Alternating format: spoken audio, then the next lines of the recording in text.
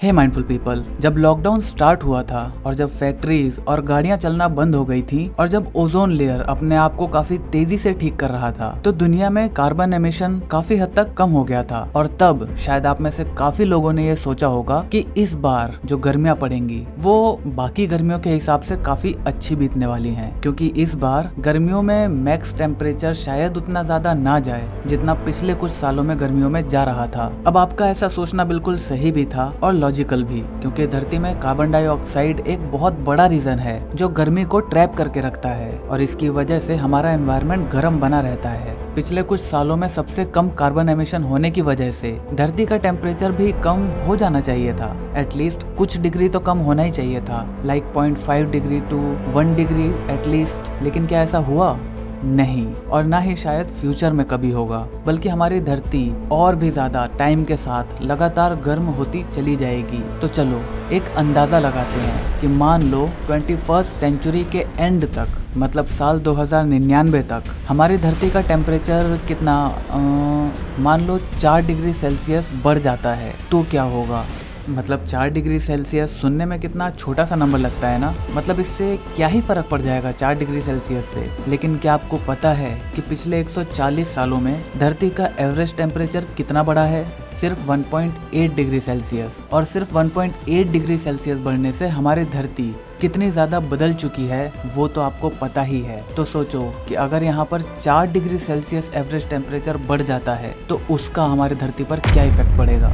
अब जो मैप आप अपनी स्क्रीन पर देख रहे हो, ये मैप है 2016 में आई एक बुक का जिसका नाम था कनेक्टोग्राफी, और इसे लिखा था पराग खन्ना ने। हाँ भाई, हम इंडियंस भी बहुत कुछ करते रहते हैं दुनिया में। फर्स्ट ऑफ ऑल, ये मैप देखकर आपको कुछ भी समझ में नहीं आ रहा होगा, राइट? वेल, ये मैप है अगर हमारी धरती पर 4 डिग्री सेल्सियस टेम्परेचर बढ़ जाता है तो आखिर ये कैसी दिखेगी।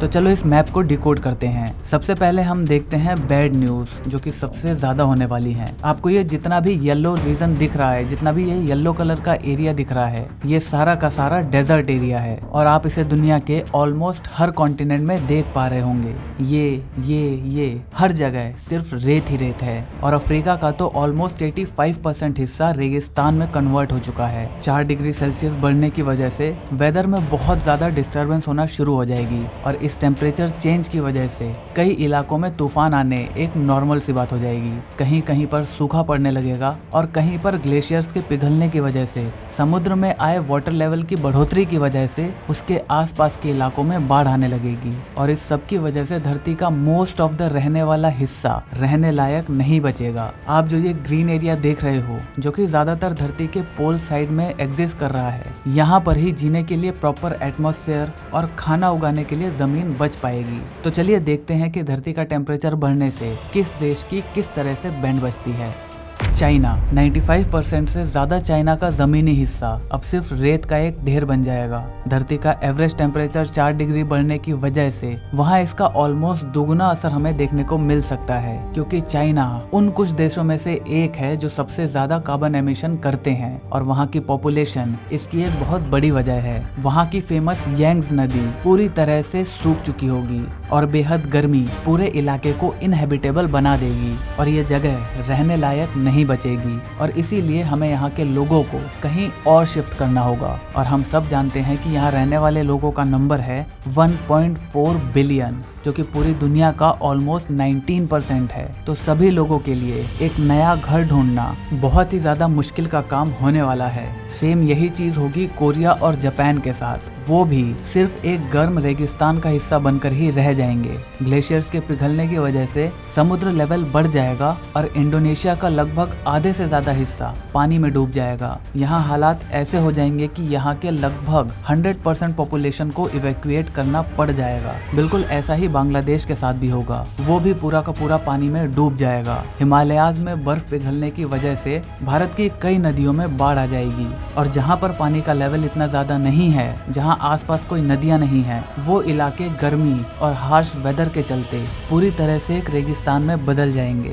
भारत का केवल साउथ का ही थोड़ा सा हिस्सा रहने लायक बच पाएगा, जहां बाकी बचे भारत की जनता को किसी तरह वहां पर एडजस्ट करना पड़ेगा। लेकिन अब क्योंकि वहां पर जमीन काफी कम बची है और हमारे भारत में लोग काफी ज्यादा हैं, तो इसीलिए वहाँ पर पॉपुलेशन डेंसिटी इतनी ज्यादा हो जाएगी कि हमारे पास वहाँ पर खेती करने के लिए बिल्कुल भी जगह नहीं बचेगी और हमें अपना सारा का सारा खाना बाहर से इंपोर्ट करना पड़ेगा।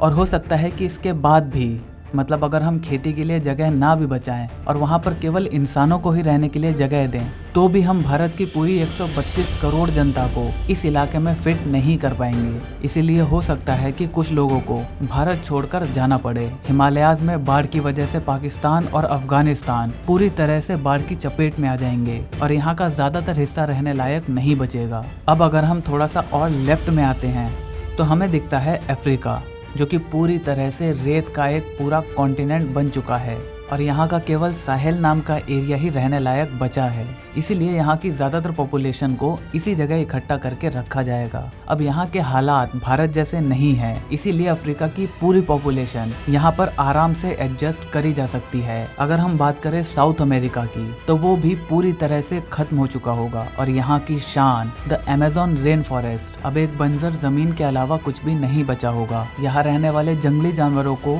या तो समय रहते कहीं और शिफ्ट किया जाएगा या फिर उनकी पूरी की पूरी प्रजाति ही विलुप्त हो जाएगी। और ऐसा बहुत सी प्रजातियों के साथ होगा भी, क्योंकि हम इंसानों को एक जगह से दूसरी जगह अगर हम शिफ्ट करते हैं तो हमारी बॉडी आसपास के एनवायरनमेंट के हिसाब से खुद को काफी तेजी से ढाल लेती है, लेकिन जानवरों के साथ ऐसा नहीं होता। अगर हमने उन्हें प्रॉपर तरीके से शिफ्ट नहीं किया तो वो उस दूसरी जगह पर ज्यादा दिनों तक सरवाइव नहीं कर पाएंगे और इसका हमारी बायोडाइवर्सिटी पर एक बहुत गहरा असर देखने को मिलेगा। जैसे भारत की ऊपरी इलाकों में हिमालयाज हैं, वैसे ही साउथ अमेरिका के ऊपरी इलाकों में एंडीज पर्वत हैं और गर्मी के बढ़ने की वजह से एंडीज पर्वत भी पिघलने लगेंगे और उसका पानी साउथ अमेरिका के कई इलाकों को डुबा देगा जो रहने लायक नहीं बचेंगे। यहाँ का केवल नीचे का कुछ हिस्सा जैसे southern part of Patagonia, Chile और अर्जेंटीना ही रहने लायक बच पाएंगे।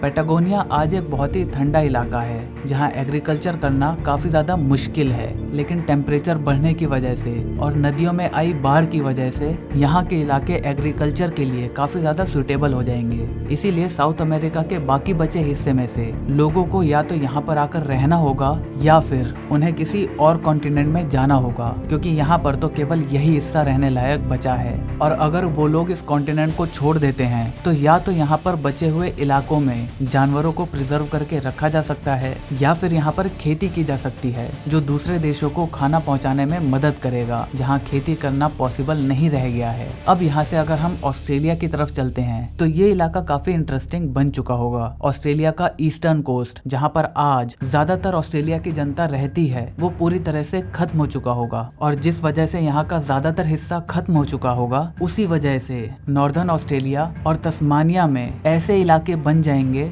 जहाँ पर एग्रीकल्चर करने लायक एटमॉस्फेयर बन जाएगा और यहाँ का वेस्ट कोस्ट अब एक फॉरेस्ट का रूप ले चुका होगा, जहाँ बाद में पेड़ों को काटकर लोगों के लिए जरूरत का सामान बनाया जा सकता है या फिर पेड़ों को काटकर वहाँ पर कॉलोनीज बनाई जा सकती हैं। लेकिन ऐसी सिचुएशन में पेड़ों को काटना किसी भी तरीके से कोई समझदारी का फैसला तो नहीं होगा। खैर, अगर हम बात करें न्यूजीलैंड की, तो वो बिल्कुल भी वैसा नहीं रह जाएगा जैसा वो आज हमें देखने को मिलता है। ये आइलैंड दुनिया के कुछ ऐसी जगहों में से एक है जहाँ एक्चुअली में अच्छे से रहने लायक कंडीशन बची होगी और हो सकता है कि इसी वजह से दुनिया के कई देशों के लोग यहीं पर आकर रहना शुरू कर दें। आज न्यूजीलैंड उन कुछ देशों में से एक है जहाँ पर पॉपुलेशन डेंसिटी बहुत ही ज्यादा कम है, लेकिन इस बदली हुई दुनिया में अब ये देश सबसे हाईली डेंस इलाकों में से एक बन जाएगा। और अब क्योंकि न्यूजीलैंड के पास खाना उगाने के लिए भी जमीन है और लोगों को रखने के लिए भी, तो इस वजह से उनके पास मैन पावर भी है। तो इन दोनों ही ताकतों की वजह से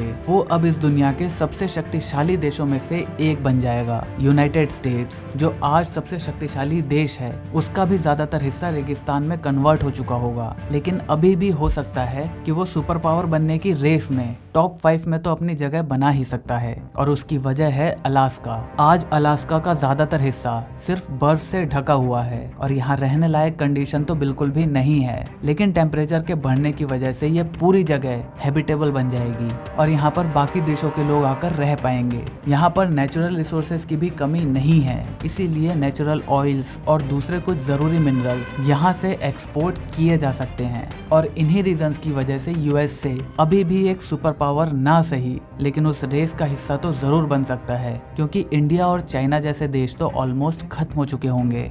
अगर हम बात करें यूरोप की, तो वहाँ यूके और आयरलैंड अभी भी हैबिटेबल बने रहेंगे, और इसीलिए न्यूजीलैंड और यूएसए की तरह यूके भी दुनिया की नई सुपर पावर कंट्री बनकर सामने निकल कर आएगी। यहाँ पर आज ऐसी जगह हैं जहाँ का टेम्परेचर बहुत ही लो है, जिसकी वजह से वहाँ पर ज़्यादा लोग नहीं रहते, लेकिन टेम्परेचर बढ़ने की वजह से फिनलैंड, नॉर्वे, डेनमार्क और आइसलैंड जैसे इलाके अब बहुत बदल चुके होंगे, और यहाँ पर खेती करने के लिए सारी कंडीशंस मौजूद होंगी, और इसी वजह से दुनिया के बाकी जगहों के लोग यहाँ आकर रह पाएंगे। और अब क्योंकि यहाँ पर लैंड एरिया काफ़ी ज़्यादा बन चुका होगा, इसीलिए यहाँ से भी खेती करके खाने की चीज़ों को एक्सपोर्ट किया जा सकेगा। इस एरिया में जो सबसे पावरफुल देश होगा वो होगा डेनमार्क, क्योंकि उसके पास है ग्रीनलैंड। आज पूरा का पूरा ग्रीनलैंड सिर्फ और सिर्फ बर्फ से ढका हुआ है, जिसकी वजह से इतने बड़े एरिया में सिर्फ 56,000 लोग ही रहते हैं। यहाँ पर ज्यादातर बर्फ होने की वजह से यहाँ उतनी ज़्यादा डेवलपमेंट नहीं हुई है,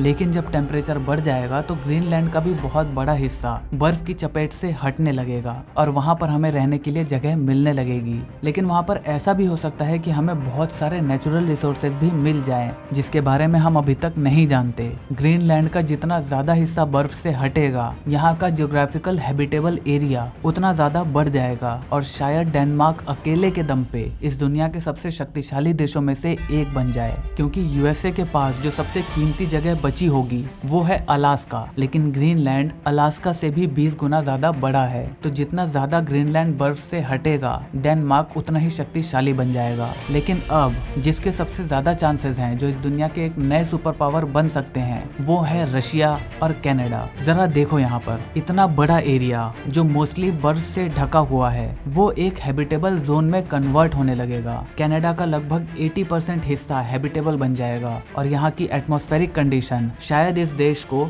दुनिया का सबसे ज्यादा क्रॉप एक्सपोर्ट करने वाला देश बना दे, जो बाकी पूरी दुनिया में अलग अलग जगहों पर अलग अलग अनाज एक्सपोर्ट करेगा। लेकिन वेट, रेस अभी खत्म नहीं हुई है। आज रशिया को जो चीज एक सुपर पावर बनने से रोक रही है, वो है वहाँ का ठंडा इन्वायरमेंट। साइबेरिया जैसे इलाके में ना जाने कितने ऐसे रिसोर्सेज पड़े हुए हैं जो कि बहुत ज्यादा कीमती हो सकते हैं, लेकिन वहाँ का ठंडा इन्वायरमेंट इंसानों को वहाँ पर कुछ भी करने नहीं देता। यहाँ का लैंड एरिया कनाडा से लगभग 1.7 टाइम्स ज्यादा है। तो अगर धरती का टेम्परेचर 4 डिग्री बढ़ जाता है, तो एशिया का ज्यादातर हिस्सा जो आज बर्फ से ढका हुआ है, वो पहली बार बर्फ से बाहर आएगा, और हमें वहाँ पर ना जाने क्या क्या सरप्राइजेस देखने को मिल सकते हैं। रशिया के इस हिस्से से जब बर्फ हट जाएगी, तो वो यहाँ इस पूरे इलाके में जहाँ चाहे वहाँ अपने बंदरगाह यानी कि सी पोर्ट्स बना पाएगा, जिससे पूरी दुनिया में ट्रांसपोर्टेशन और भी ज्यादा आसान हो जाएगा। और इसी वजह से ऐसा बिल्कुल पॉसिबल है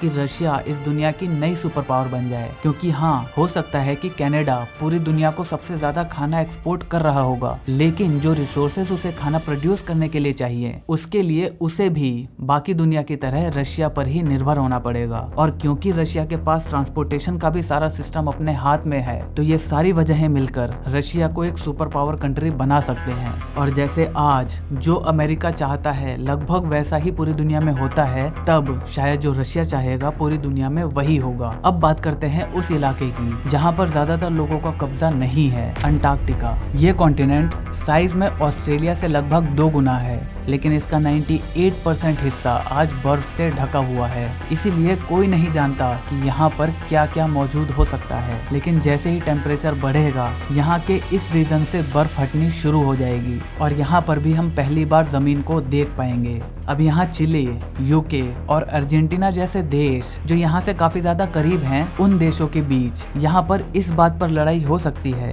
कि कौन सा एरिया उनका है और कौन सा एरिया दूसरे का। और इसी बीच रशिया और कनाडा भी यहाँ की अनक्लेम्ड लैंड पर कब्जा जमाने की कोशिश कर सकते हैं, क्योंकि उस वक्त ये देश काफी बड़े और पावरफुल देश बन चुके होंगे। तो इनके बीच का डिस्प्यूट देखना काफी ज्यादा इंटरेस्टिंग होगा। हो सकता है कि इस डिस्प्यूट की वजह से यहाँ पर बाकी देशों के बचे हुए लोगों को ले आकर रखा जाए और हमें यहाँ पर एक नया ही देश देखने को मिल जाए। तो अगर हम अपने पारस भाई के मैप को सही माने तो जब हमारी धरती पर सिर्फ 4 डिग्री सेल्सियस बढ़ जाएगा तो उसकी वजह से पूरी की पूरी दुनिया ही बदल जाएगी और जो देश आज कुछ भी नहीं है वो एक सुपर पावर कंट्री बनने का दम रखने लगेंगे। आपको क्या लगता है अंटार्कटिका का जो ये इलाका है यहाँ पर कौन आ सकता है? रशियंस, कैनेडियंस, या फिर इसे एक पूरा का पूरा नया देश ही बना देना चाहिए जो उन लोगों से भरा हो जिन्होंने अपने घर खो दिए थे? हमें कमेंट करके जरूर बताना। अगर वीडियो अच्छा लगा तो इसे लाइक करके चैनल को सब्सक्राइब करना बिल्कुल भी मत भूलना, क्योंकि हम ऐसे ही ज्ञान बांटते रहते हैं। जय हिंद, वंदे मातरम।